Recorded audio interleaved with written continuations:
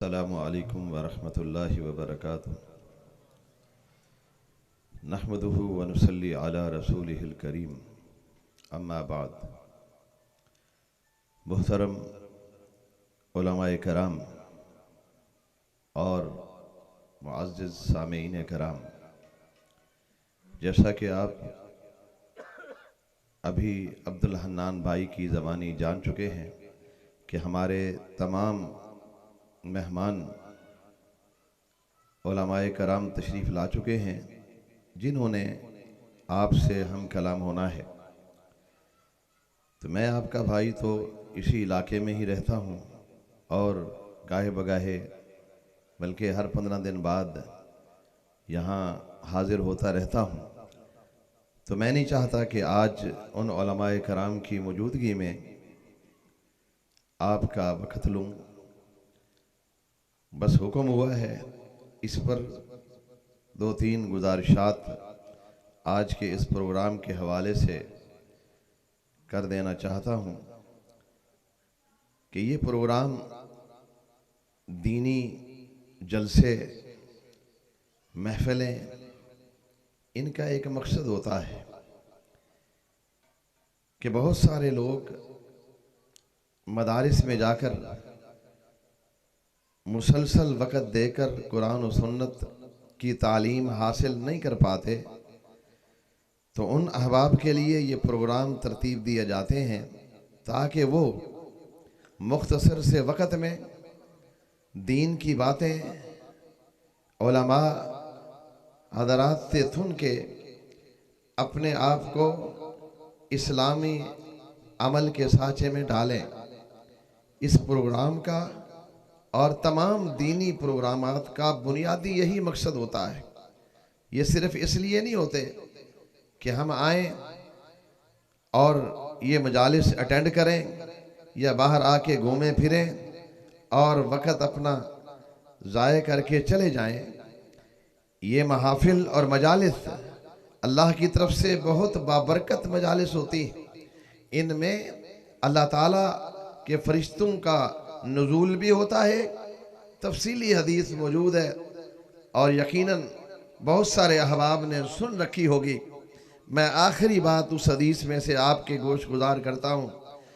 کہ اللہ تبارک و تعالیٰ کے سامنے فرشتے جا کر نام پیش کرتے ہیں کہ اے اللہ، زمین کے فلاں خطے میں، فلاں بستی میں،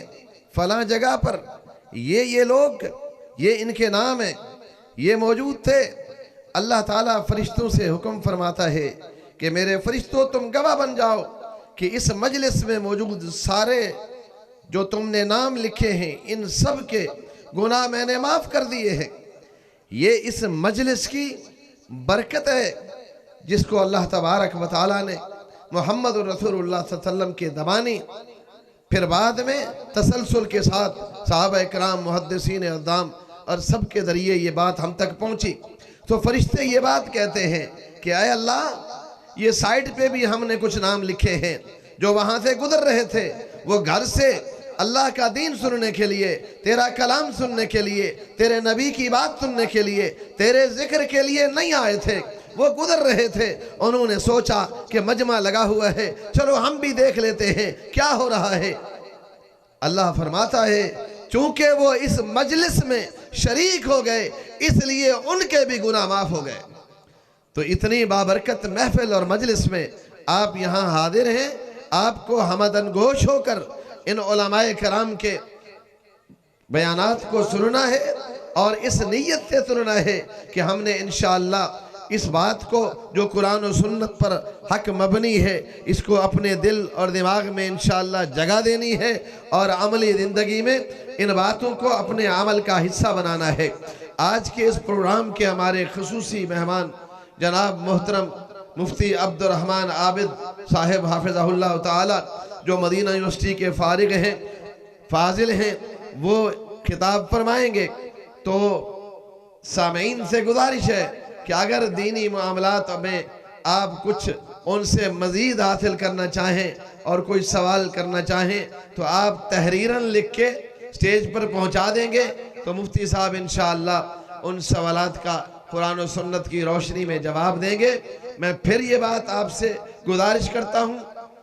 کہ میں بیان کرنے کے لیے کھڑا نہیں ہوا، میں صرف اور صرف سب سے پہلے اپنے آپ کو اور پھر تمام سامعین کرام کو اس نصیحت کے لیے گزارش کرتا ہوں کہ اس پروگرام کو اپنے لیے بہت قیمتی جانتے ہوئے قرآن و سنت کو سن کر اپنے ایمان میں اضافہ فرمائیں اور پھر اپنے عمل کو قرآن و سنت کی ان باتوں سے مدین کریں۔ اللہ تعالیٰ سے دعا ہے کہ اللہ تعالیٰ ہمیں قرآن و سنت کی ایسی مجالس میں شریک ہونے کا موقع فراہم فرمائے اور ہمارے قلوب و اذہان کو قرآن و سنت سننے اور پھر سن کر